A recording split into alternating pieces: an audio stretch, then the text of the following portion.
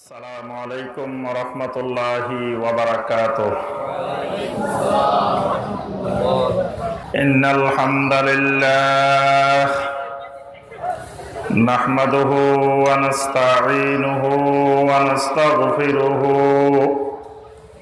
ওয়া নাউযু বিল্লাহি মিন শুরুরি আনফুসিনা ومن سيئات أعمالنا من يهده الله فلا مضل له ومن يضلل فلا هادي له وأشهد أن لا إله إلا الله وحده لا شريك له وأشهد أن محمدًا عبده ورسوله يا أيها الذين آمنوا اتقوا الله حق تقاته ولا تموتن إلا وأنتم مسلمون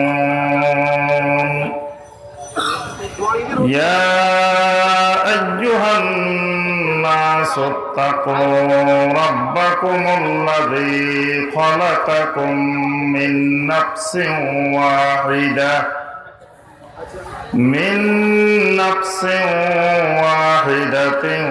وخلق منها زوجها وبث منهما رجالا كثيرا ونساء واتقوا الله الذي تساءلون به والأرحام إن الله كان عليكم رقيبا يا أيها الذين آمنوا اتقوا الله وقولوا قولا سديدا يصلح لكم أعمالكم ويغفر لكم ذنوبكم ومن يطع الله ورسوله فقد فاز فوزا عظيما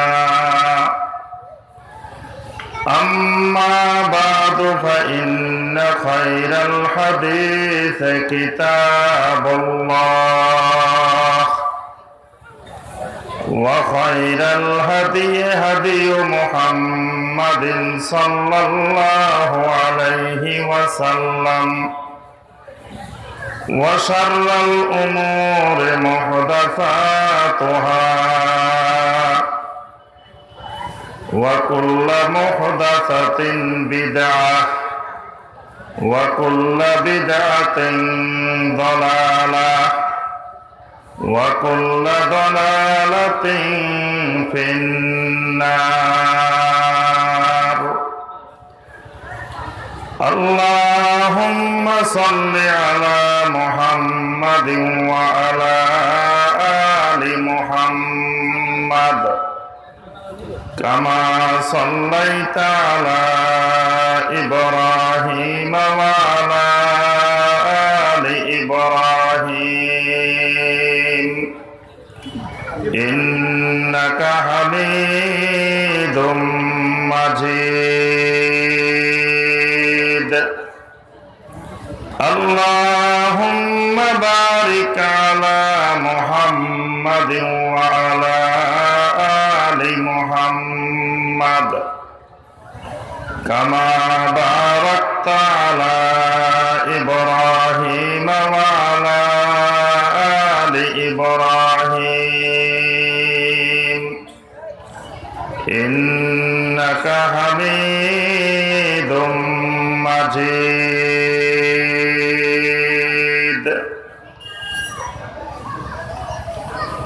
নোয়াখালী জেলার কবিরহাট উপজেলার অন্তর্গত মধ্যম রামেশ্বরপুর আদর্শ যুব সমাজ ও ফুরকানিয়া মাদ্রাসার উদ্যোগে আয়োজিত আজকের এই ফজিলতময় মোবারকময় ষষ্ঠতম তাফসীরুল কোরআন মাহফিলের সম্মানিত সভাপতি,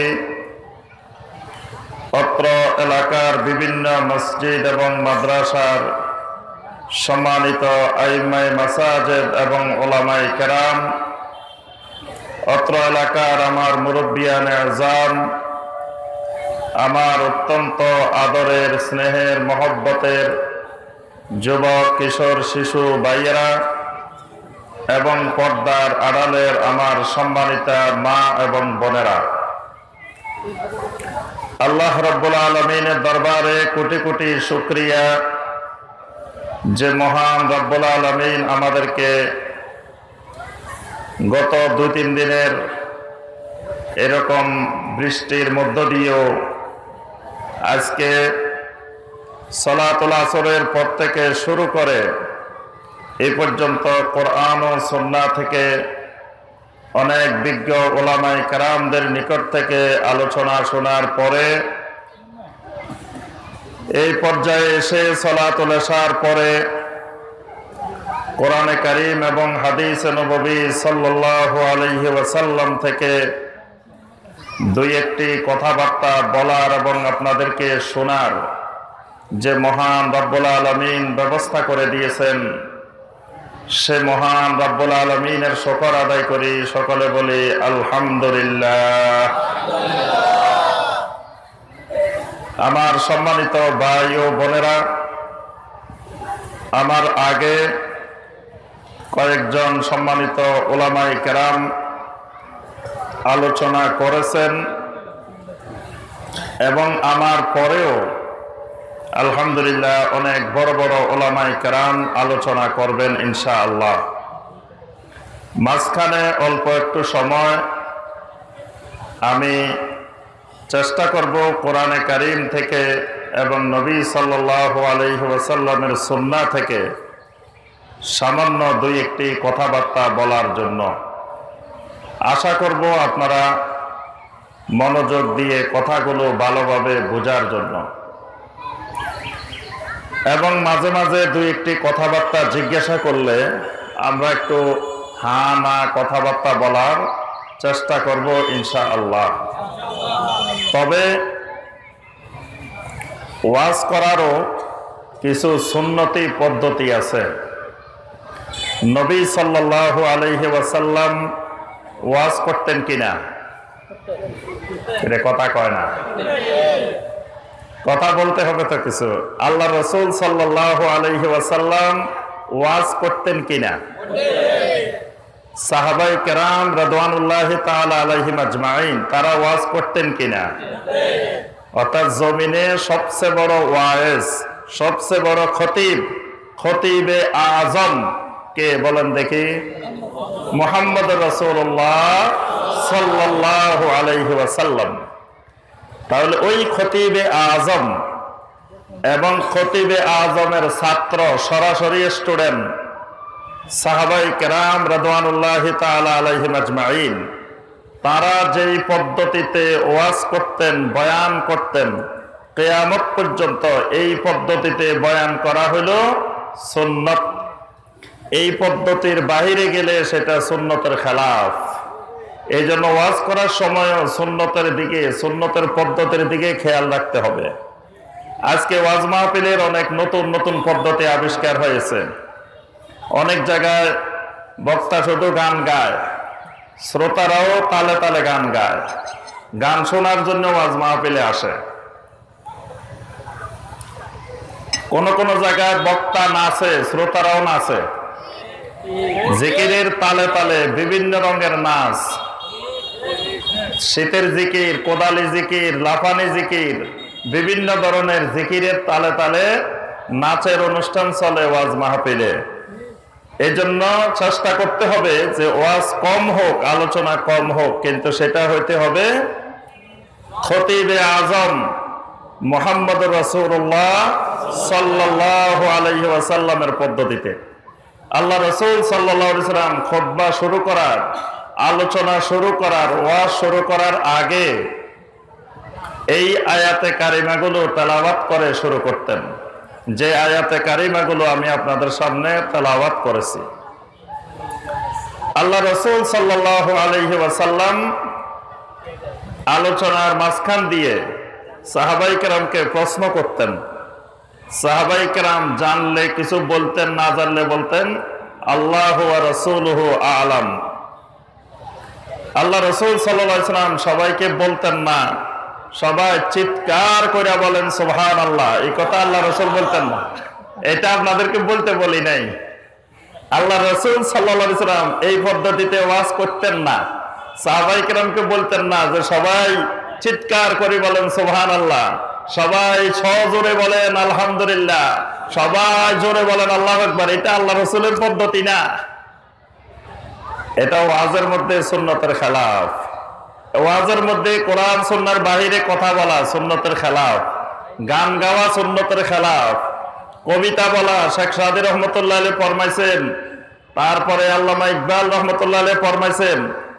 এটাকে তখন বলা যাবে যখন কোরআনে কারীমের একটা আয়াতের তাফসীর করতে গিয়ে প্রথমে কোরআনের তাফসীর কোরআন দিয়ে করতে হবে, তারপরে নবী সাল্লাল্লাহু আলাইহি ওয়াসাল্লামের সহিহ হাদিস দিয়ে করতে হবে, তারপরে ওই শব্দটাকে বোঝানোর জন্য কোন কবির কবিতায় যদি শব্দটা থাকে তখন ওই কবিতাটা বলা যাবে। কিন্তু মূল ওয়াজেই যদি হয় কবিতা, এটা নবী সাল্লাল্লাহু আলাইহি ওয়াসাল্লামের সুন্নতের খেলাফ। এই জন্য আমার ভাইয়েরা এবং বোনেরা, আমরা সুন্নত মেনে অল্প আমল করলে আর সুন্নতের বাহিরে গিয়ে বস্তা বস্তা আমল করার চাইতে এটা অনেক বেশি উত্তম। সুবহানাল্লাহ। এই জন্য আল্লাহ রাসূল সাল্লাল্লাহু আলাইহি ওয়াসাল্লাম বলছেন, আমালুন কলিলুন ফি সুন্নাতিন খায়রুম মিন আমালিন কাসীরিন ফি বিদআতিন। সুন্নাত অনুযায়ী অল্প আমল করা বেদাতের আলোকে অনেক অনেক আমল করার চাইতে উত্তম। সুবহানাল্লাহ। সুবহানাল্লাহ বলার কমান্ড করব না, কিন্তু প্রত্যেক আয়াত শোনার পরে, হাদিস শোনার পরে নিজের থেকে বলবেন সুবহানাল্লাহ। আমি বলবো না যে আপনারা সবাই সুবহানাল্লাহ কোন, আস্তে করিয়া কোন, জোরে করিয়া কোন, লাফ মারিয়া কোন, এটা বলা হবে না। কিন্তু আপনারা নিজেরা কইবেন কি, আবার বুঝতে হবে কোন জায়গায় সুবহানাল্লাহ, কোন জায়গায় ইন্না লিল্লাহ, কোন জায়গায় নাউযুবিল্লাহ। এক জায়গাটা আরেক জায়গায় বলা যাবে না। ঠিক আছে? জি। আল্লাহ রাসূল সাল্লাল্লাহু আলাইহি ওয়াসাল্লাম বলতেছেন, আমালুন কলিলুন ফি সুন্নাতিন খায়রুম মিন আমালিন কাসীরিন ফি বিদআতিন। সুন্নাত অনুযায়ী অল্প আমল করা বেদাত অনুযায়ী অনেক অনেক আমল করার চাইতে বেশি কল্যাণকর।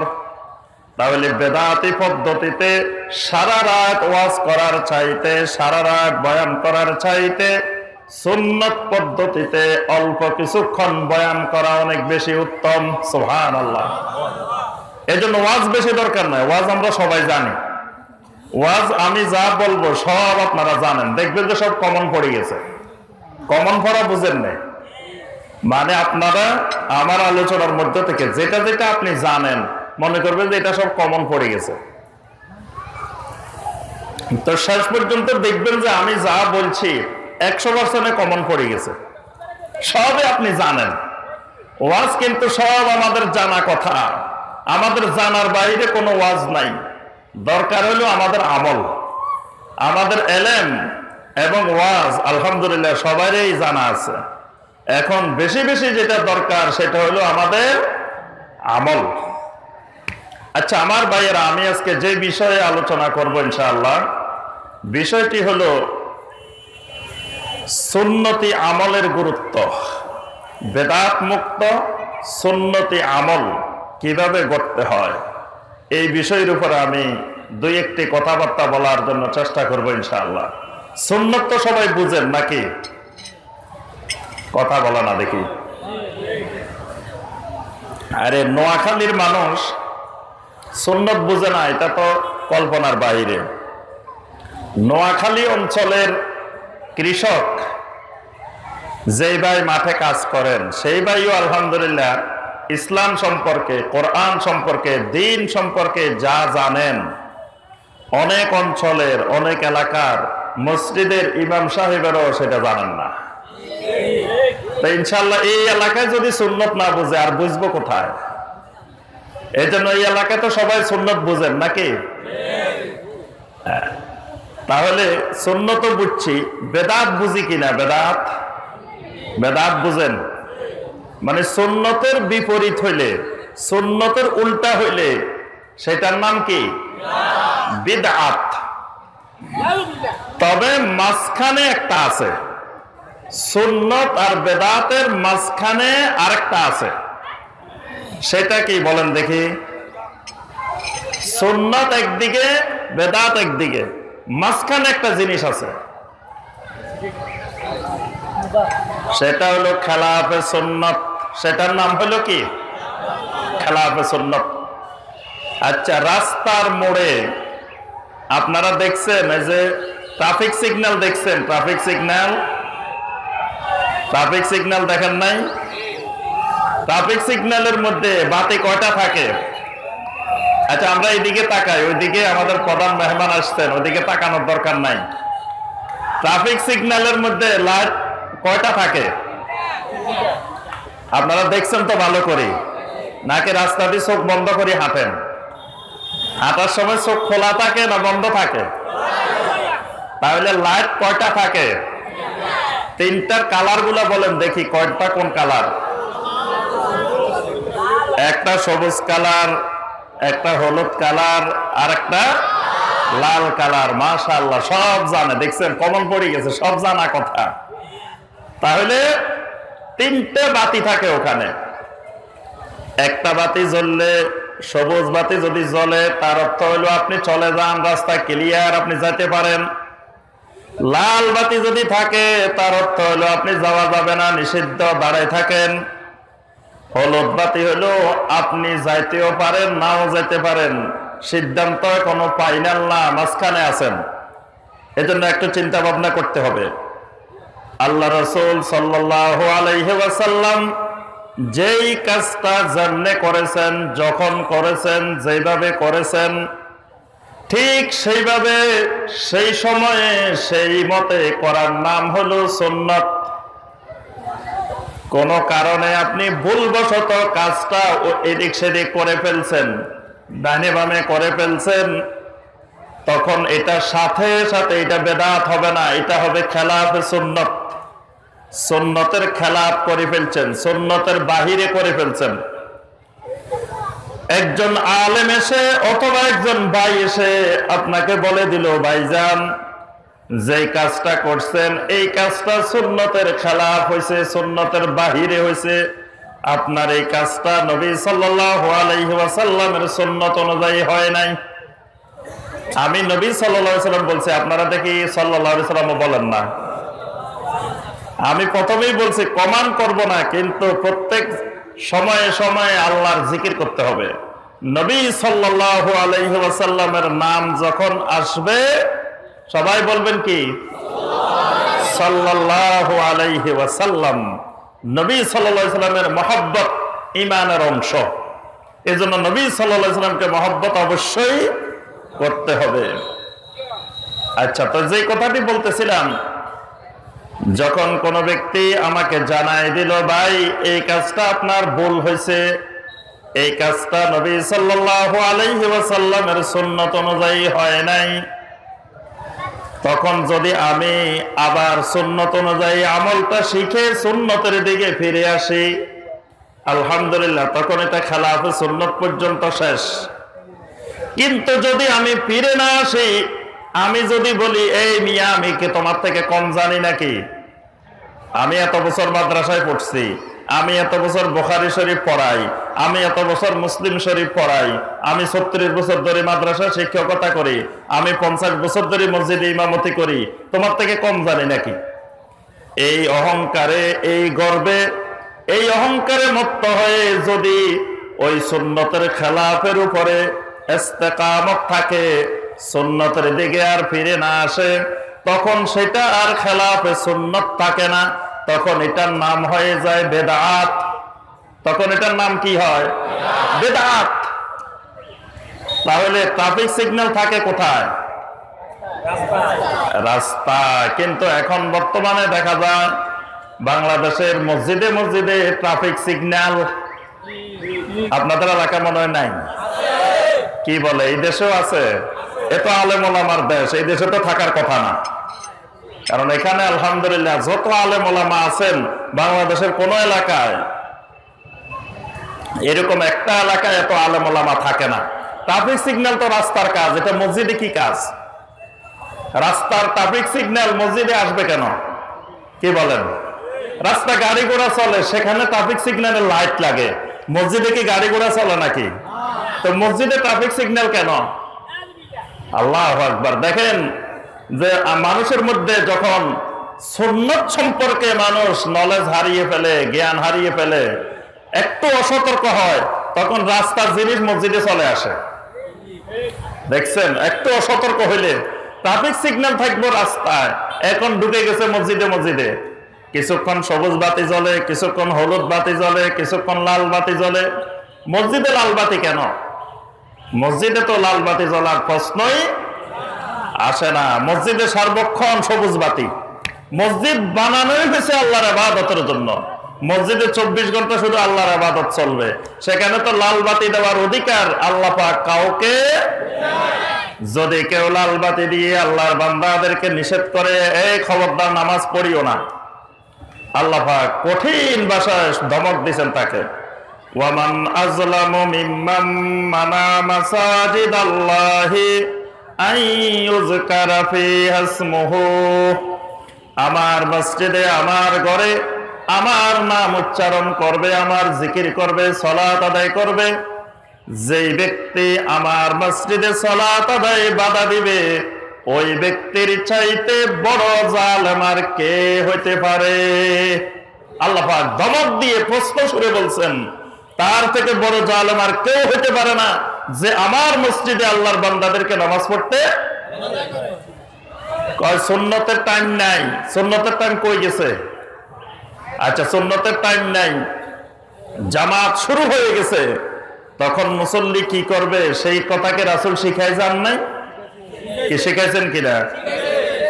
যখন জামাত শুরু হয়ে গেছে, ইকামত শুরু হয়ে গেছে, আল্লাহ রাসূল সাল্লাল্লাহু আলাইহি ওয়াসাল্লাম শিখাই দিলেন, ইযা উকিমাতিস সালাত ফালা সালাতা ইল্লাল মাকতুবা। যখন ইকামত হয়ে যাবে, ফরজ ছাড়া আর কোনো সালাত নাই, সব সালাত বন্ধ হয়ে যাবে। ইকামতের আগ পর্যন্ত সকল সালাত চলতে থাকবে, ইকামত হওয়ার সাথে সাথে সব সালাত বন্ধ হয়ে যাবে, শুধু ফরজ সালাত। তো সুন্নত যারা পড়তেছে এরা কি করবে? এরা যদি শেষ দিকে থাকে, শেষ পর্যায়ে থাকে, তাহলে তারা তাড়াতাড়ি শেষ করে সালাম ফিরাই নিবে। যদি তারা প্রথম দিকে থাকে, তাহলে তারা নামাজ ছেড়ে দিবে। তো এই মাসালা তো আল্লাহ রাসূল সাল্লাল্লাহু আলাইহি ওয়াসাল্লাম শিখাই দিয়েছেন। এখানে তো লাল বাতি, সবুজ বাতি, হলুদ বাতির দরকার নাই। মসজিদে এই রেড সিগন্যাল, গ্রিন সিগন্যাল দিয়ে আল্লাহর বান্দাদেরকে নামাজ থেকে থামাই রাখা, এটা নবী সাল্লাল্লাহু আলাইহি ওয়াসাল্লামের সুন্নতের খেলাফ। তাহলে আমি যে কথাটা বলতেছিলাম, সুন্নত, খেলাফে সুন্নত, বেদাত, বুঝছেন তো তিনটা? যে প্রথম থাকে সুন্নত, সুন্নতের এদিক সেদিক হয়ে গেলে সেটা হয় কি? খেলাফে সুন্নত। খেলাফে সুন্নতের উপরে কেউ যদি দায়েম থাকে, কায়েম থাকে, তখন হয়ে যায় বেদাত। এখন আসেন, আল্লাহ পাক আমাদেরকে কেন বানাইছেন বলেন দেখি? কি জন্য বানাইছেন? ভালো ভালো খাইবেন, ভালো ভালো করে ঘুমাইবেন, আনন্দ ফুর্তি করবেন, এই জন্য বানাইছেন? কি জন্য বানাইছেন? মাশাআল্লাহ, সবাই জানেন। একটা আয়াত আছে, সবাই জানেন, বাংলা আয়াত। আল্লাহ পাক বলছেন সূরা জারিয়াতের 56 নম্বর আয়াত, ওয়ামা খালাকতুল জিন্না ওয়াল ইনসা ইল্লা লিয়াবুদুন। আমি মানুষ বানাইছি, জিন বানাইছি একমাত্র আমি আল্লাহর ইবাদত করার জন্য। সুবহানাল্লাহ। তাহলে ইবাদত করব কার? হয় নাই তো উত্তর কিরে নোয়াখালীর মানুষও এখন দেখে ইয়ে হয়ে গেছে, এলেম কালাম কমে গেছে। কার? একমাত্র আল্লাহর। ইবাদত করব কার? একমাত্র আল্লাহর। একমাত্র থাকতে হবে। একমাত্র উঠে গেছে, একমাত্র উঠার কারণে এই সুযোগে শিরক ঢুকছে। একমাত্র যদি থাকতো কোন অবস্থায় শিরক ঢুকতে পারতো না। তাহলে ইবাদত করব কার? ইয়্যাকা না'বুদু ওয়া ইয়্যাকা নাস্তাঈন। কোন সূরার আয়াত? ওরে আল্লাহ, দেখছেন একবার 100% কমন। সব জানেন আপনারা, জানার বাইরে একটা কথা বলছি, সব আপনাদের জানা আছে। কোন সূরা? সবচেয়ে সহজ সূরা, যেটা সবাই পারেন। ইয়্যাকা না'বুদু, ইবাদত করি একমাত্র আপনার। ইয়্যাকা আছে না? একমাত্র। ওয়া ইয়্যাকা নাস্তাঈন, সাহায্য চাই একমাত্র আপনার কাছে। দুই জায়গায় ইয়্যাকা ইয়্যাকা, একমাত্র একমাত্র আছে। আল্লাহর কোন বান্দা যদি ইবাদত একমাত্র আল্লাহর করত, তাহলে আল্লাহকে বাদ দিয়ে কোন জীবিত ওলি, মৃত ওলি আল্লাহর কোন বান্দাকে সাজদা দিতে পারত কিনা? পারত? সাজদা করা কি? কয় সাজদা করা শিরক, সাজদা করা ইবাদত। সাজদা যদি একমাত্র আল্লাহ রাব্বুল আলামিনকে করা হয়, তখন এটা হবে তাওহীদ, এটা হবে ইবাদত। যদি আল্লাহ রাব্বুল আলামিনকেও করা হয়, আবার আল্লাহর কোন বান্দাকেও করা হয়, তখন এটা হবে কি? শিরক। তখন এটা হবে শিরক, ঈমান চলে যাবে। এজন্য মনে রাখতে হবে ইবাদত করব কার? একমাত্র আল্লাহর। একমাত্র কোনোদিন বাদ দিবেন না, একমাত্রটা শক্ত করে ধরে রাখবেন। একমাত্রটার নাম হলো তাওহীদ। ইবাদত করব কার? এখন ইবাদত করব কার পদ্ধতিতে, কার তরিকায়? ইবাদতটা কেমনে করবেন? ইবাদতের একটা পদ্ধতি লাগবে না, একটা সিস্টেম লাগবে না। নিজে নিজে কি ইবাদত করা যায়? তাহলে ইবাদতটা করতে হবে কার পদ্ধতিতে? একমাত্র রাসূল সাল্লাল্লাহু আলাইহি সাল্লামের পদ্ধতিতে। এই জায়গায় আপনারা একমাত্র বাদ দিয়ে দিয়েছেন, এই জন্য আজকে বেদাত ঢুকছে। না হয় বেদাত ঢুকার কোনো প্রশ্নই আসে না মুসলিম সমাজে। আমাদের ইত্তেবার তাওহীদ নষ্ট হয়ে গেছে। আল্লাহ পাকের ইবাদতের ক্ষেত্রে যেমন তাওহীদ লাগবে, ইবাদতের পদ্ধতি, ইবাদতের সিস্টেমের ক্ষেত্রেও ইত্তেবার তাওহীদ লাগবে। তাহলে ইবাদত করব, আল্লাহর ইবাদত করব কার পদ্ধতিতে? একমাত্র রাসূল সাল্লাল্লাহু আলাইহি ওয়াসাল্লামের পদ্ধতিতে। এইটা আমরা পাইলাম কই যে রাসূল সাল্লাল্লাহু আলাইহি ওয়াসাল্লামের পদ্ধতিতে করতে হবে? এটা পাইছি কই? কেমনে জানলাম বলেন দেখি? কোরআনে কারিমে আল্লাহ রাব্বুল আলামিন বলে দিয়েছেন, সূরা আলে ইমরানের 31 নম্বর আয়াত। আল্লাহ রাব্বুল আলামিন বলেন, কুল ইন কুনতুম তুহিব্বুনাল্লাহা ফাত্তাবিউনি।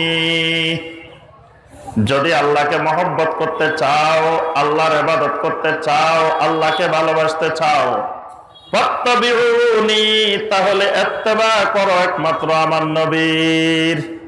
আমার নবীর ইত্তেবা ছাড়া, আমার নবীর অনুকরণে ইবাদত যদি না হয়, তো সেই ইবাদত আমি আল্লাহর কাছে গ্রহণযোগ্য হয় না। ইবাদত কবুল হওয়ার শর্তই হলো এটা তরিকায়ে মুহাম্মদুর রাসূলুল্লাহ সাল্লাল্লাহু আলাইহি ওয়াসাল্লামের পদ্ধতিতে হইতে হবে। তরিকায়ে মুহাম্মদুর রাসূলুল্লাহ সাল্লাল্লাহু আলাইহি ওয়াসাল্লামের পদ্ধতিতে যদি হয়, এটার নাম সুন্নাত। যদি তরিকায়ে মুহাম্মদুর রাসূলুল্লাহ সাল্লাল্লাহু আলাইহি ওয়াসাল্লামের বাহিরে গিয়ে তরিকায়ে ইমাম হোসেনের আলোকে হয়, তখন এটার নাম কি? বেদাত। যদি ইমাম হোসেনের তরিকায় করেন ইবাদত, সেটার নাম কি? বেদাত। যদি মুহাম্মদুর রাসূলুল্লাহ সাল্লাল্লাহু আলাইহি ওয়াসাল্লামের তরিকায় করেন, ওইটার নাম হলো সুন্নাত। তাহলে ইবাদত কবুল হবে একমাত্র সুন্নাত পদ্ধতিতে। অন্য পদ্ধতিতে ইবাদত করলে আল্লাহ রাব্বুল আলামিনের কাছে কবুল হয় না। আল্লাহ রাসূল সাল্লাল্লাহু আলাইহি ওয়াসাল্লামের অসংখ্য হাদিস আছে, আমরা যদি সারা রাত সুন্নতের হাদিস বর্ণনা করি তাও শেষ হবে না। সুন্নতের গুরুত্ব দিয়ে আল্লাহ রাসূল সাল্লাল্লাহু আলাইহি ওয়াসাল্লাম এতগুলো হাদিস বর্ণনা করেছেন। আল্লাহ রাসূল সাল্লাল্লাহু আলাইহি ওয়াসাল্লাম বলেন, কুল্লু উম্মতি ইয়াদখুলুনাল জান্নাহ ইল্লা মান আবা। আমার প্রত্যেকটা উম্মত জান্নাতে যাবে, ইল্লা মান আবা, যে আমাকে অস্বীকার করে সে ছাড়া আর বাকি সবাই জান্নাতে যাবে। সুবহানাল্লাহ। একজন সাহাবী জিজ্ঞাসা করলেন, ওয়ামাইয়া বা ইয়া রাসূলুল্লাহ, হে আল্লাহ রাসূল সাল্লাল্লাহু আলাইহি ওয়াসাল্লাম, আপনাকে অস্বীকার করে কারা? সবাই তো আপনাকে মহব্বত করে, আপনাকে ভালোবাসে। আল্লাহ রাসূল সাল্লাল্লাহু আলাইহি ওয়াসাল্লাম বললেন, মান আতাআনি দাখালাল জান্নাহ ওয়া মান আসানি ফাকাদ আবা। যে আমার আনুগত্য করে, যে আমার সুন্নত মানে, যে আমারে অনুসরণ করে, দাখালাল জান্নাহ, সে জান্নাতে চলে যাবে। সুবহানাল্লাহ। ওয়া মান আসানি ফাকাদ আবা, যে আমাকে মহব্বত করে, জিলাপি খাওয়ার সময় মহব্বত করে, বিভিন্ন প্রোগ্রামের সময় মহব্বত করে, কিন্তু আমি নবীর সুন্নত মানার সময় মহব্বত করে না, এরাই হলো ফাকাদ আবা, আমারে অস্বীকার করে। বাংলাদেশে আমরা সবাই আশেকে রাসূল।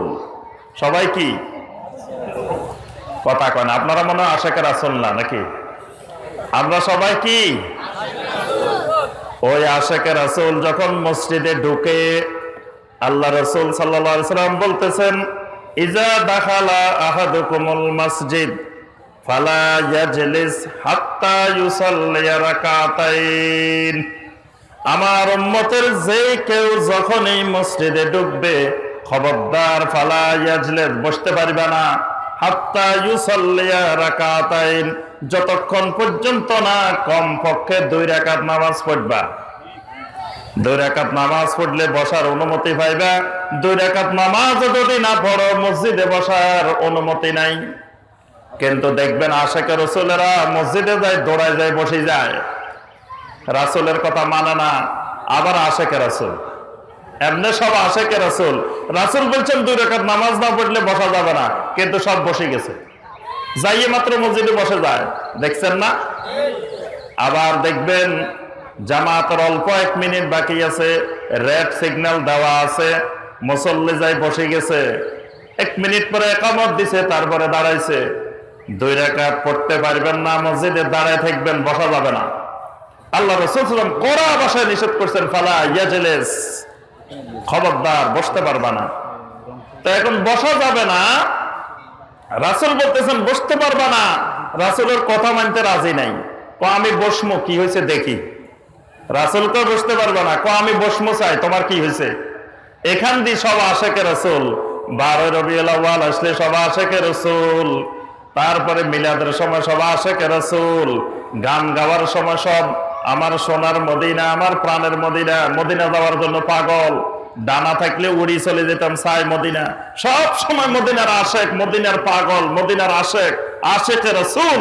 কিন্তু রাসূলের নির্দেশ মানার সময় খবর নাই।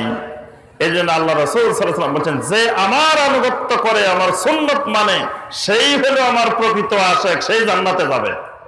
ওয়া মান আসানি ফাকাদ আবা, যে আমার সুন্নত মানে না, আমার নির্দেশ অনুসরণ করে না, সে আমাকে অস্বীকার করে। যত মুখে মহব্বতের কথা বলুক না কেন, মুখে মহব্বত, চোখে মুখে মহব্বত, কিন্তু আমলের ক্ষেত্রে, সুন্নতের ক্ষেত্রে, নবীর আদর্শের ক্ষেত্রে মহব্বত নাই। তাহলে সুন্নত পালন করলে আল্লাহ পাক সকল ইবাদত কবুল করেন। আরো 2টা বড় বড় পুরস্কার দেন সুন্নত অনুযায়ী চললে। একটা পুরস্কার দেন ইউহিব্বুকুমুল্লাহ, আল্লাহ রাব্বুল আলামিন আল্লাহর এই বান্দাদেরকে মহব্বত করেন। যিনি সুন্নত অনুযায়ী আমল করেন, আল্লাহ পাক তাকে ভালোবাসেন। সুবহানাল্লাহ। তাহলে সুন্নতের বাহিরে গিয়ে আল্লাহর ওলি হতে পারে কিনা? সুন্নত মানে না, আল্লাহর ওলি হতে পারে? কারণ সুন্নত না মানলে, সুন্নতের ইত্তেবা না করলে আল্লাহ রাব্বুল আলামিন মহব্বত করেন না। তা আল্লাহ পাক মহব্বত না করলে আল্লাহর ওলি কেমনে হয়? তাহলে সুন্নতের বাহিরে গিয়ে কেউ আল্লাহর ওলি হইতে, তাহলে ল্যাংটা বাবা ওলি হতে পারে কিনা? ল্যাংটা বাবা ওলি হতে পারে? যদি কেউ বিশ্বাস করে ল্যাংটা বাবার ভিতরে কি আছে আমরা জানি না, বিরাট আল্লাহর ওলি, এই লোকের ঈমানও চলে যাইব। যে বিশ্বাস করবে যে ল্যাংটা বাবাও ওলি হতে পারে, তার ঈমানই থাকবে না। কারণ আমার নবীর সুন্নতের বাইরে গিয়ে কিয়ামত পর্যন্ত কোন মানুষ আল্লাহর ওলি হতে পারবে না। আমার নবী জীবনে কোনোদিন সতর খোলেন নাই, আমার নবীর সতর জীবনে কেউ দেখেন নাই। আমার নবীর সাহাবীরা লক্ষাধিক সাহাবী ছিলেন, আল্লাহর ওলি ছিলেন। খালি ওলি না, ওলির বাপ ছিলেন, জান্নাতের সার্টিফিকেট পাওয়া ওলি ছিলেন। আল্লাহর এই ওলিরা জীবনে কোনোদিন ল্যাংটা হন নাই। কোন ল্যাংটা বাবা সাহাবীদের মধ্যে পাওয়া যায় নাই, কোন জটওয়ালা সাহাবীদের মধ্যে পাওয়া যায় নাই, কোন লম্বা নখওয়ালা সাহাবীদের মধ্যে পাওয়া যায় নাই, লম্বা গোফওয়ালা সাহাবীদের মধ্যে পাওয়া যায় নাই। তারপরে আপনার বিভিন্ন লেবাস ধরে, বিভিন্ন বেশভূষা ধরে ওলি সাজা, এই জাতীয় পদ্ধতি আমার নবীর সাহাবীদের মধ্যে পাওয়া যায় নাই।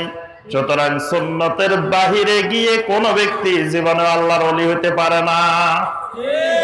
আল্লাহর ওলি হতে হলে সুন্নতের ইত্তেবা লাগবে।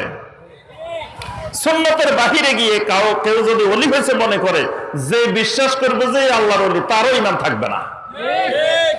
এই জন্য ওলি হওয়ার 1 নম্বর শর্ত সুন্নতের পরিপূর্ণ ইত্তেবা থাকতে হবে। তার একটা আমল, একটা কাজও নবী সাল্লাল্লাহু আলাইহি ওয়াসাল্লামের সুন্নতের বাহিরে যেতে পারবে না। সুন্নত মানে চললে আরেকটা পুরস্কার আল্লাহ রাব্বুল আলামিন দিবেন, ওয়া ইয়াগফির লাকুম যুনুবাকুম, আল্লাহ রাব্বুল আলামিন তোমাদের গুনাহগুলো maaf করে দিবেন। সুবহানাল্লাহ, গুনাহ সব আল্লাহ maaf করে দিবেন। সুবহানাল্লাহ, এর থেকে বড় নিয়ামত আর কি হতে পারে? কিয়ামতের ময়দানে আল্লাহ রাব্বুল আলামিন ডেকে যদি বলেন, ওই অমুক ছাত্রা সিরাতের অমুক, ওই অমুক গ্রামের অমুক, এদিকে আসো, আমি আল্লাহ তোমার সব গুনাহ maaf করে দিলাম। সুবহানাল্লাহ, কিয়ামতের ময়দানে আল্লাহ যদি এই কথা বলে, আর কিছু দরকার আছে? আল্লাহ যদি ডাকি কয়, এই শোন, তোর সব গুনাহ আমি আল্লাহ maaf করে দিছি, এবার আল্লাহ যেখানে দিবে দেখ, নিরাপদ হয়ে গেলাম যে আল্লাহ আমার সব গুনাহ maaf করে দিছেন। তাহলে সুন্নতের উপরে আমল করলে, সুন্নতের উপরে থাকলে আল্লাহ পাক কি করেন? কথা কয় না। আল্লাহ ভালোবাসেন, আল্লাহ পাক গুনাহ সব maaf করে দেন। এটা হলো সুন্নতের সবচেয়ে বড় ফায়দা। তাহলে মাথা থেকে পা পর্যন্ত কার তরিকা সাজাবেন? কার তরিকায়? তাহলে আল্লাহ রাসূল সাল্লাল্লাহু আলাইহি ওয়াসাল্লাম কি দাড়িওয়ালা ছিলেন না দাড়িবিহীন ছিলেন? জি, নাকি নবী সাল্লাল্লাহু আলাইহি ওয়াসাল্লাম প্রতিদিন দাড়ি কাটে ফেলতেন? তাহলে আশিকে রাসূলরা কি প্রতিদিন দাড়ি কাটে ফেলতে হবে? কি বলেন? আল্লাহ রাসূলের সুন্নত মানি, রাসূলকে মহব্বত করি, কিন্তু দাড়ি রাখতে কষ্ট হয়।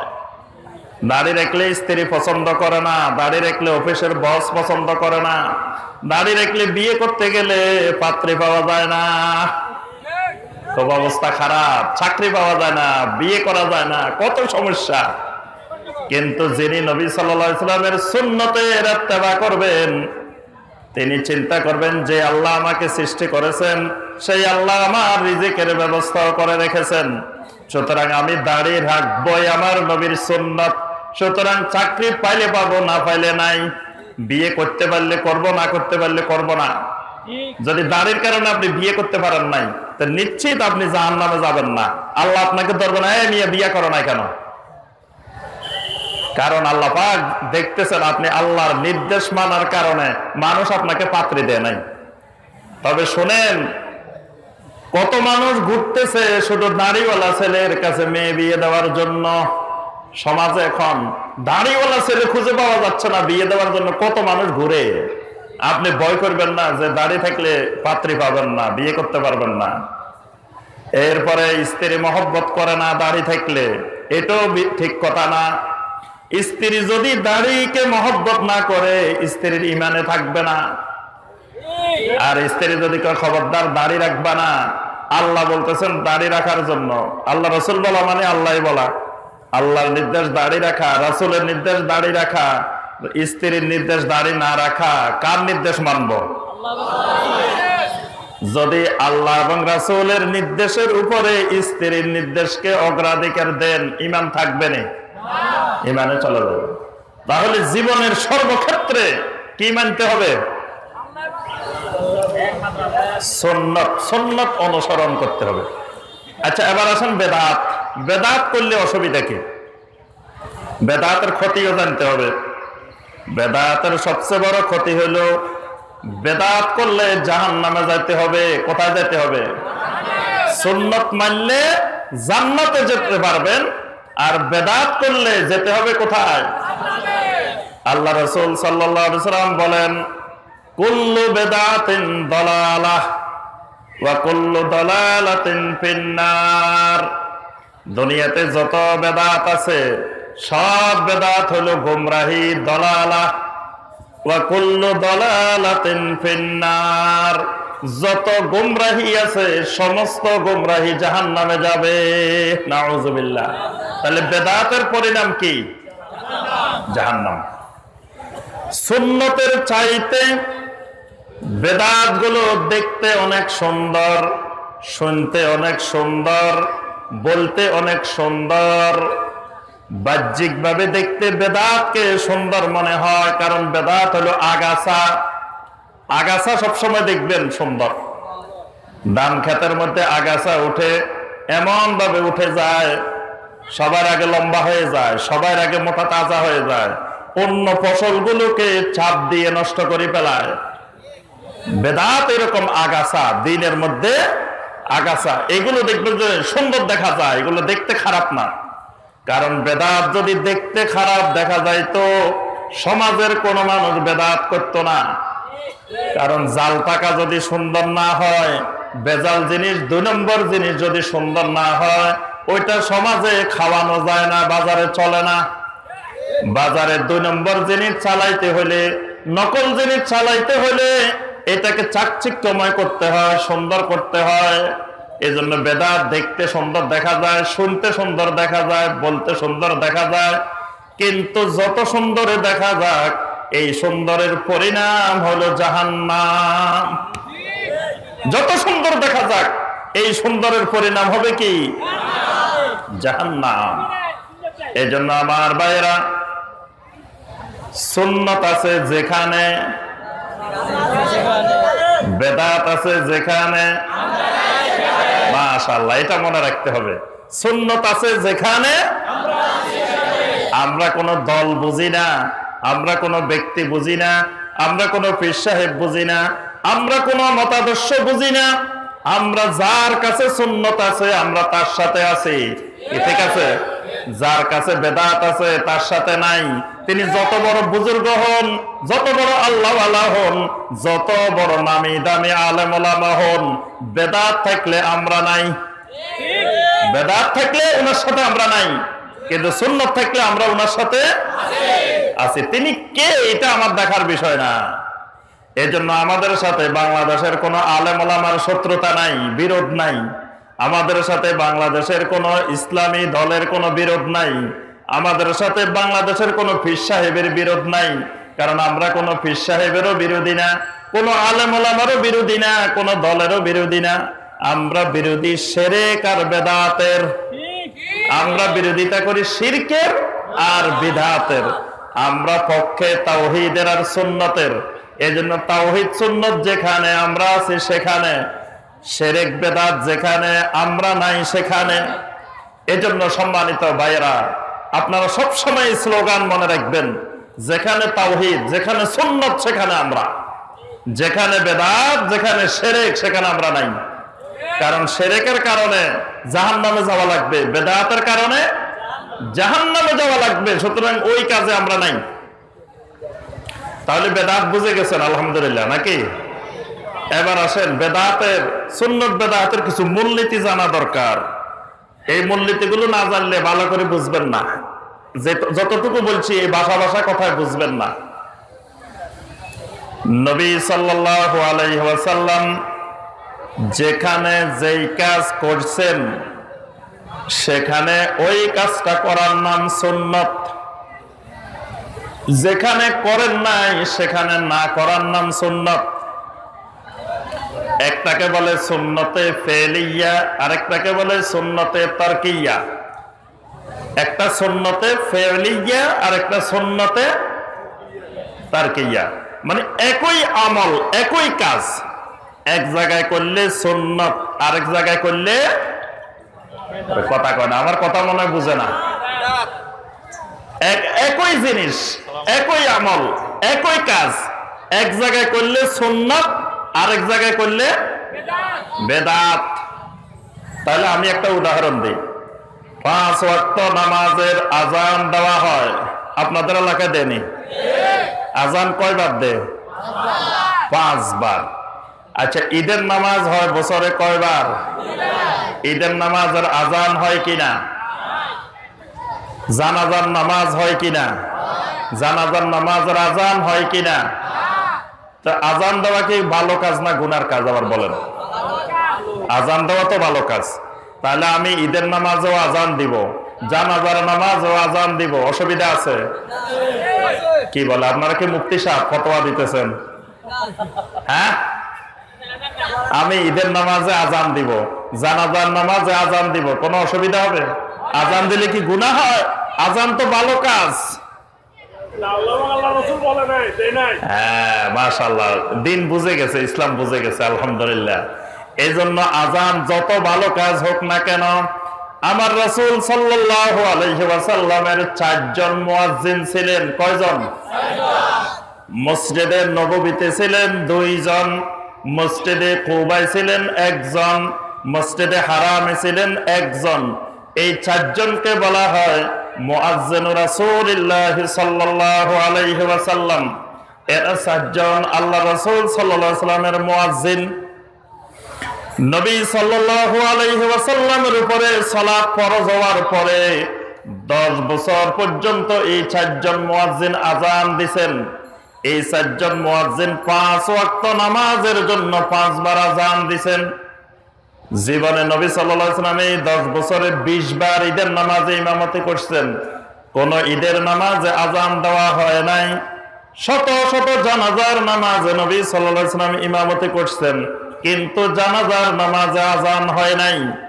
এই জন্য আজান যত ভালো কাজ হোক না কেন, 5 ওয়াক্ত নামাজের জন্য দিলে এটা সুন্নত, কিন্তু ঈদের নামাজে দিলে, জানাজার নামাজে দিলে এটা হয়ে যায় কি? বেদাত। এই জায়গায় আজান দিলে সওয়াব হয়, এই জায়গায় আজান দিলে জান্নাতে যাওয়া যায়। ঈদের নামাজে আজান দিলে, জানাজার নামাজে আজান দিলে সওয়াব তো হবে না, জাহান্নামে যাওয়া লাগবে। তাহলে আজান দিয়েও জাহান্নামে যেতে হয়। এই সূত্র বুঝে অনেক জটিল সমাজে। মিয়া আজান কি খারাপ কাজ নাকি, খারাপ আমল নাকি? আজান দিলে আবার কেমনে জাহান্নামে যায়? আজান দিয়েও জাহান্নামে যাওয়া লাগে কেন? আল্লাহ রাসূল সাল্লাল্লাহু আলাইহি ওয়াসাল্লাম ঈদের নামাজে আজান দেন নাই, জানাজায় দেন নাই। সুতরাং এখানে আজান দেওয়া দুটোই সুন্নাত। 5 ওয়াক্ত নামাজের জায়গায় আজান দেওয়া সুন্নাত, আর ওখানে না দেওয়া সুন্নাত। এবার আসেন, আল্লাহ রাসূল সাল্লাল্লাহু আলাইহি ওয়াসাল্লাম জীবনে কতবার দোয়া করছেন? দোয়া করছেন না? দোয়া করাটা কি? ইবাদত। আর-দুআ হুয়াল ইবাদাহ। নবী সাল্লাল্লাহু আলাইহি ওয়াসাল্লামের সহিহ হাদিস যে দোয়া হলো একটা ইবাদত। আল্লাহ রাসূল সাল্লাল্লাহু আলাইহি ওয়াসাল্লাম বিভিন্ন সময় বিভিন্ন জায়গায় দোয়া করতেন। যেখানে নবী সাল্লাল্লাহু আলাইহি ওয়াসাল্লাম যেভাবে দোয়া করতেন সেভাবে দোয়া করা সুন্নাত। নবী সাল্লাল্লাহু আলাইহি ওয়াসাল্লামের দোয়ার পদ্ধতির বাহিরে গিয়ে নিজের পদ্ধতিতে দোয়া করার নাম বেদাত। দোয়া করিও জান্নাতে যাওয়া লাগবে, আবার দোয়া করি জান্নাতেও যাবেন। কেমনে? আল্লাহ রাসূল সাল্লাল্লাহু আলাইহি ওয়াসাল্লাম যখন বৃষ্টির জন্য দোয়া করতেন তখন হাত তুলে দোয়া করতেন। খুতবার মাঝখানে বৃষ্টির জন্য দোয়া করতেছেন, আল্লাহ রাসূল সাল্লাল্লাহু আলাইহি ওয়াসাল্লাম হাত তুলে দোয়া করছেন। মসজিদে ঢোকার সময় নবী সাল্লাল্লাহু আলাইহি ওয়াসাল্লাম দোয়া করতেন, মসজিদ থেকে বাহির হওয়ার সময়ও দোয়া করতেন। আপনারা করেননি? কি দোয়া পড়েন বলেন দেখি? মসজিদে ঢোকার সময় কি বলেন? আরো আছে, আপনারা একটা বলেন, আরো কয়েকটা আছে। বিসমিল্লাহ ওয়াসসালাতু ওয়াসসালামু আলা রাসূলিল্লাহ, আল্লাহুম্মা ইফতাহ লি আবওয়াব রাহমাতিক, আল্লাহুম্মা ইগফির লি যুনুবি, আউযু বিল্লাহিল আযীম ওয়া বিওয়াজহিল কারীম ওয়া বিসুন্নাতিহিন নাবিয়্যিল কারীম। আরো অনেকগুলো আছে। আচ্ছা, আপনি এগুলো পড়ে পড়ে গেলেন মসজিদে ঢোকার সময়, এটা হলো কি সুন্নাত। আবার বের হওয়ার সময় বলবেন বিসমিল্লাহ ওয়াসসালাতু ওয়াসসালামু আলা রাসূলিল্লাহ, আল্লাহুম্মা ইন্নী আসআলুকা মিন ফাদলিক বলে বাইরেছেন। এখন যদি কোন যে মিয়া আমি একটু দোয়া করি মসজিদে ঢোকার সময়, তো এইভাবে দোয়া পড়লে হাত না তুললে কি দোয়া হয় নাকি, মুনাজাত হয় নাকি? তা আপনি মসজিদের সামনে দাঁড়াইলেন, দাঁড়াই হাত তুললেন, বিসমিল্লাহ ওয়াসসালাতু ওয়াসসালামু আলা রাসূলিল্লাহ, আল্লাহুম্মা ইফতাহ লি আবওয়াব রাহমাতিক, আল্লাহুম্মা ইগফির লি যুনুবি। রব্বুল আলামিন, তোমার মসজিদে কতবার আসা যাওয়া করি, সকালে আসি, দুপুরে আসি, বিকালে আসি। রব্বুল আলামিন, আমার জিন্দেগির সব গুনাহ মাফ করে দাও। এই দোয়া করে মসজিদে ঢুকছেন। খারাপ কাজ করছেন না ভালো কাজ করছেন? কাজটা তো দেখতে খুব ভালো, খারাপের কিছু আছে? জি, এরকম মুনাজাত করি মসজিদে ঢুকলে সওয়াব হইব না গুনাহ হইব? কেন গুনাহ হইব? আমার রাসূল সাল্লাল্লাহু আলাইহি ওয়াসাল্লাম জীবনে শত শতবার মসজিদে ঢুকছেন, মসজিদ থেকে বাইর হইছেন, কিন্তু কোনদিন আমার নবী সাল্লাল্লাহু আলাইহি ওয়াসাল্লাম এইভাবে দোয়া করেন নাই। এটা মনে রাখতে হবে। টয়লেটে ঢোকার সময় দোয়া পড়ি, টয়লেট থেকে বের হওয়ার সময় দোয়া পড়ি, পড়ি না? আপনারা পড়েন না? বলে হুজুর ওই সময় কি দোয়া পড়ার সময় থাকে? দোয়া পড়েন ওই সময়? কি দোয়া পড়েন? আপনাদের দেশে কি দোয়া শুনি? মাশাআল্লাহ, এই দেশের দোয়াই তো সবচেয়ে বিশুদ্ধ দোয়া, কারণ আমরাই তো সারা বাংলাদেশে দোয়া শিখাইছি। কি বলেন? নোয়াখালীর আলমেরাই সারা বাংলাদেশে শিখাইছে। সেই রংপুর যান, দিনাজপুর যান, কুড়িগ্রাম, লালমনিরহাট, গাইবান্ধা, নোয়াখালীর আলমদের থেকে আমরা ইসলাম শিখছি, কোরআন শিখছি, সব শিখছি। তাহলে দোয়া তো আমরাই শিখাইছি সবাই। কি বলেন? হ্যাঁ, তো এই যে দোয়া পড়ছেন আলহামদুলিল্লাহ টয়লেটে ঢোকার সময়, আবার বের হওয়ার সময় দোয়া পড়ছেন, পড়ছেন না? কত সুন্দর দোয়া, সুন্নত পদ্ধতিতে দোয়া পড়ছেন। এখন আমি চিন্তা করলাম টয়লেটে ঢোকার আগে আমি একটু সুন্দর করে মুনাজাত করি। কারণ কি? কারণ ওই সময় আল্লাহ রাব্বুল আলামিন দোয়া বেশি কবুল করেন যখন মানুষ বিপদে থাকে, মুসিবতের মধ্যে থাকে। এই সময় তো বড় মুসিবত, অসহায়, বিপদগ্রস্ত অবস্থায় তো দোয়া কবুলের সময় নাই। সময় কি বলেন? কথা কয় না রে। যে সময় মানুষ বিপদে থাকে, অসহায় অবস্থায় থাকে, ওই সময় আল্লাহ সুবহানাহু ওয়া তাআলা দোয়া বেশি কবুল করেন। তো এটাও তো একটা বিপদের সময়, অসহায়ের সময়। তা আচ্ছা, আমি টয়লেটের সামনে গেলাম, গিয়ে কিবলামুখী হয়ে দাঁড়াইলাম, দাঁড়ায় আমি দোয়া করলাম, বিসমিল্লাহ নাওয়াইতু আন আযহাবা ইলা বাইতিল খালা। প্রথমে নিয়ত করে নিলাম নাওয়াইতু আন পড়ে, তারপরে আমি পড়লাম আল্লাহুম্মা ইন্নী আউযু বিকা মিনাল খুবুসি ওয়াল খাবায়েস। রব্বুল আলামিন, কিছুক্ষণের মধ্যে টয়লেটে ঢোকার জন্য আমি নিয়ত করেছি, রব্বুল আলামিন আমার জিন্দেগীর সকল গুনাহগুলোকে মাফ করে দিও। রব্বুল আলামিন টয়লেটের যাবতীয় বিপদ আপদ থেকে আমাকে হেফাজত করিও। আয় আল্লাহ, জীবনে সব মুহূর্তে সব সময় যেন তোমার স্মরণ করতে পারি সেই তৌফিক দিও, বিরহমাতিকা ইয়া আরহামার রাহিমিন। এই কথা বলে আমি বাম পা দিয়ে টয়লেটে ঢুকলাম। সওয়াব হইব না গুনাহ হইব? আল্লাহু আকবার। দেখেন আপনারা কত সুন্দর দিন বুঝে গেছেন, মাশাআল্লাহ। এখন এখানে তো বলতে পারেন আমি খারাপ কিছু করছি নাকি? কি বলেন? খারাপ কিছু করছি? আমি মুনাজাত না করছি, দোয়া না করছি, আমি এখানে গুনার কোনো কথা বলছি, খারাপ কোনো কথা বলছি, আল্লাহর কাছে চাইছি। আল্লাহর কাছে চাইলেও কি গুনাহ হয়? গুনাহ হবে কেন? আমার রাসূল সাল্লাল্লাহু আলাইহি ওয়াসাল্লাম, আমার নবীর লক্ষাধিক সাহাবায়ে কেরাম, যারা সকলেই জান্নাতের সার্টিফিকেট পাওয়া আল্লাহর ওলি ছিলেন, তারা জীবনে এতবার টয়লেটে গেছেন, টয়লেট থেকে বের হয়েছেন, কিন্তু কখনো টয়লেটে ঢোকার আগে এই পদ্ধতিতে দোয়া করেন নাই, মুনাজাত করেন নাই, টয়লেট থেকে বের হওয়ার পরেও করেন নাই। সুতরাং আমি যদি এটা করি, তার অর্থ হলো আমার নবীর আদর্শের থেকে আমি সুন্দর একটা জিনিস বানাইছি, আমার নবীর সাহাবীদের চাইতে সুন্দর একটা জিনিস বানাইছি। এরকম সুন্দর জিনিস বানাইলে জাহান্নামে যাইতে হয়। এজন্য সুন্দর কোন জিনিস সুন্দর মনে করে বানানো যাবে না, এই সূত্র মনে রাখতে হবে। একটাকে বলে সুন্নতে ফি'লিয়া, আরেকটাকে বলে কি সুন্নতে তারকিয়া, তরক করা। মানে কোন জায়গায় করার নাম ইবাদত, কোন জায়গায় না করাটাই হলো ইবাদত, না করাটাই হলো সুন্নত। প্রত্যেকটি ইবাদতের সাথে 6টি জিনিসের ইত্তেবা করতে হয়। কয়টা জিনিসের? প্রত্যেকটা ইবাদতের সাথে যতটা ইবাদত করবেন, প্রত্যেকটা ইবাদতের সাথে নবী সাল্লাল্লাহু আলাইহি সাল্লামের 6টি বিষয় ইত্তেবা করতে হবে। কয়টা বিষয়? আপনাদেরকে আজকে আলোচনা করতেছি কলেজ লেভেলের আলোচনা, কারণ নোয়াখালীর আলোচনা, এখানে ওই কুড়িগ্রামের গাইবান্ধার আলোচনা না, এখানে আলোচনা কোন জায়গার? এই জন্য কলেজ লেভেলের আলোচনা আজকে, প্রাইমারি লেভেলের না। তাহলে কয়টা জিনিসের মধ্যে ইত্তেবা করতে হবে? 6টা মনে রাখবেন। 1 নম্বর ইত্তেবা করতে হবে সববের দিক থেকে, 2 নম্বরে করতে হবে জিনসের দিক থেকে, 3 নম্বরে করতে হবে কদরের দিক থেকে, 4 নম্বরে করতে হবে কাইফিয়াতের দিক থেকে, 5 নম্বরে করতে হবে মাকানের দিক থেকে, 6 নম্বরে করতে হবে জামানের দিক থেকে। এই 6টা দিক থেকে যদি ইত্তেবা হয় তখন এটার নাম সুন্নত। 6টা দিকের একটা দিকের ইত্তেবা না হইলে তখন এটা হয়ে যায় বেদাত। এবার আসুন 6টা দিক আমি বুঝাই দিই। এই 6টা দিক কেমনে ইত্তেবা করবেন? 1 নম্বরে বলছি জিন্সের দিক থেকে। কিসের দিক থেকে? জিন্স। জিন্স মানে একই রকম, একই প্রকারের, একই রকম একই প্রকারের জিনিস। যেমন কোরবানির ক্ষেত্রে যদি ঘোড়া দিয়ে কোরবানি করেন, ঘোড়া দিয়ে কোরবানি করা যাবে? যাবে। খচ্চর দিয়ে, গাধা দিয়ে, তারপরে এইরকম হরিণ একটা এনে, হরিণ, হরিণ কত সুন্দর প্রাণী, কোরবানি করা যাবে? কেন যাবে না?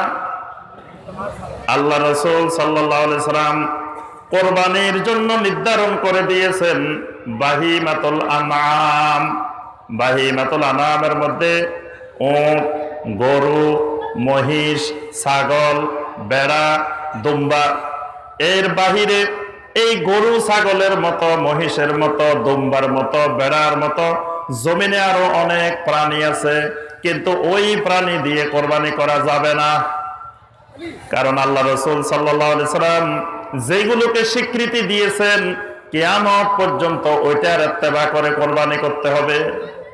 এর বাহিরে গেলে জিনসের সাথে মিলে নাই। কিসের সাথে মিলে নাই? জিনসের সাথে মিলে নাই, জাতের সাথে মিলে নাই। 2 নম্বর হলো সবব। সবব মানে হলো কারণ, কারণে কারণে মিলতে হবে, কারণে কারণে মিলা লাগবে। যেমন দৈনিক 5 বার সালাত আদায় করি আমরা, 5 বার ফরজ সালাত আদায় করি। নবী সাল্লাল্লাহু আলাইহি সাল্লাম 5 বার আদায় করছেন, আমরাও 5 বার করি।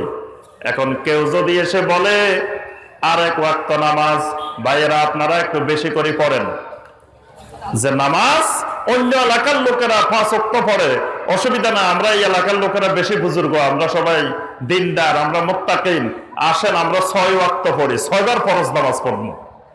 পড়া যাবে? ওই একবার অতিরিক্ত বাড়াইলে পুরা নামাজ বাতিল হয়ে যাবে, কারণ সববের দিক থেকে, কারণের দিক থেকে মিলে নাই। কারণের দিক থেকে নবী সাল্লাল্লাহু আলাইহি সাল্লামের সাথে মিলে নাই, এই জন্য হবে না।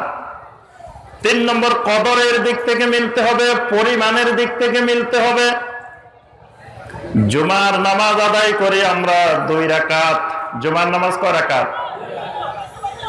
এখন প্রতিদিন যোহরের নামাজ পড়ি 4 রাকাত। যদি শুক্রবার দিন খতিব সাহেব বলেন যে ভাইয়েরা শোনেন, প্রতিদিন অফিস খোলা থাকে, আদালত খোলা থাকে, সব খোলা থাকে, জোহরের নামাজ পড়ি 4 রাকাত। আজকে আমাদের সব কিছু বন্ধ, স্কুল কলেজ মাদ্রাসা ইউনিভার্সিটি সব বন্ধ, অফিস আদালত সব বন্ধ। আজকেও যদি আমরা 2 রাকাত 4 রাকাত আদায় করি তাহলে কম হয়ে যায়। সুতরাং জুমার নামাজটা আমরা একটু বাড়াই দিই, 2 রাকাত আদায় না করে 4 রাকাত করি অথবা 8 রাকাত করি। পড়া যাবে? নামাজ না পড়বেন খারাপ কিছু নাকি? নামাজ যত বেশি পড়বেন তত সওয়াব হবে না? কি বলেন? নামাজ যত বেশি পড়বেন তত সওয়াব। নামাজে কি গুনাহ হয়? তো জুমার নামাজ 4 রাকাত পড়লে অসুবিধা কি? 4 রাকাত পড়া যাবে? কেন? আমার নবী যেই জুমা পড়েছেন পড়াইছেন সেই জুমার রাকাত ছিল 2 রাকাত। ওই 2 রাকাতের কদরের সাথে পরিমাণের সাথে না মিললে আল্লাহ রাব্বুল আলামিন কোন নামাজ কবুল করবেন না। এজন্য ভালো মনে করে 2 রাকাতের জুমা 4 রাকাত পড়া যাবে না, নামাজও বেশি পড়া যাবে না, 2 রাকাতের মধ্যে 4 রাকাত বানানো যাবে না, কারণ কদরে মিলে নাই। কাইফিয়াতের দিক থেকে মিলতে হবে। কাইফিয়াত মানে হলো আমি ওযু করতেছি, ওযু করতে গেলাম, ওযুর মধ্যে আমি মনে করলাম এইভাবে এলোমেলো আমি না ধুয়ে নিচের দিক থেকে আস্তে আস্তে উপরের দিকে যাই, নিচের দিক থেকে উপরের দিকে যাব। এজন্য প্রথমে আমি পা ধুয়ে ফেললাম। প্রথমে শুরু করছি কি দিয়ে? পা দিয়ে, পা ধুইছি ভালো করে। তারপরে আমি উপরের দিকে আসলাম, হাত ধুয়ে নিলাম। তারপরে মুখমণ্ডল ধৌত করলাম। তারপরে সর্বশেষ মাথা মাসে করে আমি ওযু শেষ করলাম। ওযুর মধ্যে যা যা করা দরকার সব করছি, কিন্তু উলট পালট করে করছি, এলোমেলো করে করছি। ওযু হবে কিনা? অসুবিধা কি? আমি তো ওযুর ফরজও সব আদায় করছি, সুন্নত সব আদায় করছি, মুস্তাহাবও সব আদায় করছি। হয়তো আগেরটা পরে করছি, পরেরটা আগে করছি, এইভাবে করছি। হবে? কেন হবে না? কাইফিয়াতের সাথে মিলে নাই, পদ্ধতির সাথে, ধরনের সাথে মিলে নাই। নবী সাল্লাল্লাহু আলাইহি ওয়াসাল্লাম যেই ইবাদত যেমনে করেছেন, যেই ইবাদত যেটা আগে করছেন সেটা আগে, যেটা পরে করছেন সেটা পরে। ধরেন আমি ঢাকা থেকে আসলাম, আসার পরে আপনারা আমাকে ইমামতি করতে দিলেন। প্রতিদিন আপনারা নামাজের মধ্যে প্রথমে আল্লাহু আকবার বলে রুকুতে যান, তারপরে রুকু থেকে সিজদায় যান। আমি এসে বললাম, না ভাই শোনেন, আজকে অনেক কষ্ট করে আছি, আজকে আপনাদেরকে আরো সুন্দর নামাজ শেখামো। আগে আল্লাহু আকবার বলে সিজদায় যাবো, তারপরে সিজদা থেকে উঠে রুকু করবো, তারপরে দাঁড়ায় যাবো। মানে প্রথমে আল্লাহু আকবার বলে সিজদায় চলে গেলাম, 2 সিজদা করে উঠলাম, উঠে রুকু করলাম, তারপরে কিরাত পড়লাম। মানে আগের সিজদা তারপরে রুকু। আপনারা রাজি হইবেন? কেন? আমি তো রুকুও করতেছি, সিজদাও করতেছি, কোনোটা কিন্তু বাদ দিই নাই। হয়তো আগেরটা পরে নিছি, পরেরটা আগে নিছি। রাজি হবেন? কেন? আল্লাহ রাসূল সাল্লাল্লাহু আলাইহি ওয়াসাল্লাম যেই নামাজ আমাদেরকে শিখাইছেন সেই নামাজ আগে রুকু শিখাইছেন, তারপরে সিজদা শিখাইছেন। কিয়ামত পর্যন্ত নামাজের পদ্ধতি তরিকায়ে মুহাম্মদুর রাসূলুল্লাহ সাল্লাল্লাহু আলাইহি ওয়াসাল্লামের পদ্ধতি। সুতরাং আমি ডক্টর ইমাম হোসেন নয়, এইরকম আরো কোটি কোটি ডক্টর ইমাম হোসেন আসিও যদি কয় আগে রুকু না আগে সিজদা তারপরে রুকু, মানা যাবে না। মানলে সেটা বেদাত, সেই ইবাদত আল্লাহ কবুল করবে না। এই জন্য মনে রাখতে হবে সব জায়গায় এই নীতিমালা।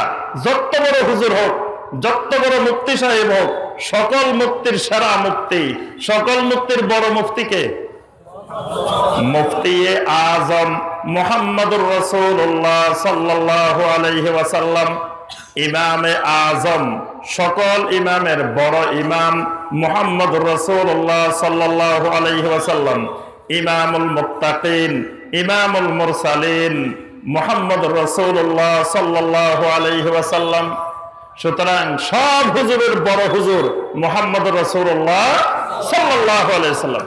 যেই ইবাদত তিনি যেভাবে করছেন কিয়ামত পর্যন্ত হুবহু সেভাবে করতে হবে। 4টা গেছে। 5 নম্বর আসেন, মাকানের দিক থেকে ইত্তেবা করতে হবে। মাকান মানে জায়গা। জিলহজ মাসের 9 তারিখে আরাফাতের ময়দানে বসে থাকা, অবস্থান করার নাম ইবাদত, হজ। কেউ যদি সেদিন আরাফার ময়দানের সীমানায় না বসে, যদি 10 তারিখে মিনায় এসে বসে থাকে, হজ হবে না। কেন? মিনাও তো পবিত্র জায়গা, মুজদালিফাও পবিত্র জায়গা, তো এক জায়গায় বসে থাকলে তো হয়। অথবা আল্লাহর ঘরের ভিতরে ঢুকে বসে রয়েছে, আরো পবিত্র জায়গায় বসে রয়েছে 9 তারিখে, হজ হবে না। কেন? আল্লাহ রাসূল সাল্লাল্লাহু আলাইহি ওয়াসাল্লাম জায়গা ঠিক করে দিয়েছেন, মাকান ঠিক করে দিয়েছেন। ওই জায়গার বাহিরে গেলে দুনিয়ার যত পবিত্র জায়গা, যত উন্নত জায়গা হোক, আল্লাহ রাব্বুল আলামিন কবুল করবেন না। এই জায়গারও ইত্তেবা করতে হয়, জামানের ইত্তেবা করতে হয়, সময়ের ইত্তেবা করতে হয়। আল্লাহ রাসূল সাল্লাল্লাহু আলাইহি ওয়াসাল্লাম যেই সময়ে যে ইবাদত করছেন, সেই সময়ে সেই ইবাদত করতে হয়। ধরেন এখন এশার নামাজের সময় ঝড় বৃষ্টি তুফান, আকাশ খুব খারাপ।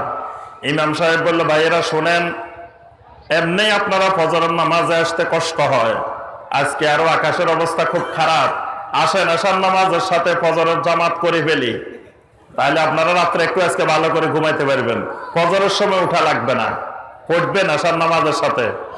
কেন? সময় হয় নাই। আমার রাসূল যেই সময়ে যে ইবাদত করেছেন, ওই সময়ে ওই ইবাদত করার নাম ইত্তেবা। তাহলে 6টা জিনিস খেয়াল রাখতে হয় নবী সাল্লাল্লাহু আলাইহি ওয়াসাল্লামের সুন্নতের ইত্তেবা করার জন্য।